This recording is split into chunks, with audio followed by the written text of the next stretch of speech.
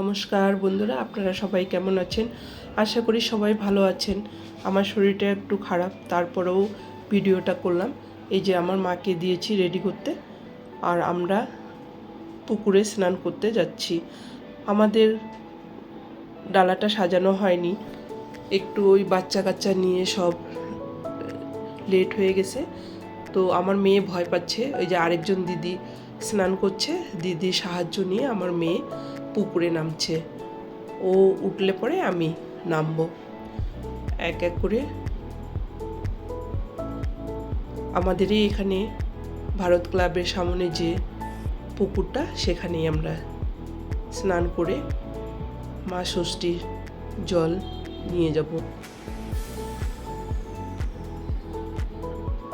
এটাতে ওই 60 টাইম বা 60 বার বলতে হয়, বলে জলটা নিতে হয়। নাভি জল বলে।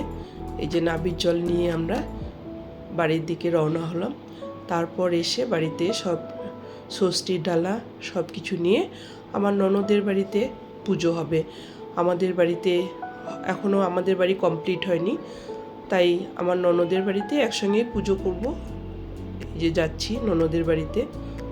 মেয়েও এখানে এসে মেয়েও আমার সঙ্গে পুজো দিল। এই যে আমরা এখন ননদের বাড়িতে ঢুকবো। আমার মা, আমার নাতি, আমার মা এসে ননদের বাড়িতে ঢুকলাম। এখানে এসে আবার ওই কিছুটা কমপ্লিট ছিল না, সেটা বসে কমপ্লিট করলাম। ননদ এদিকে পুজো দিচ্ছে।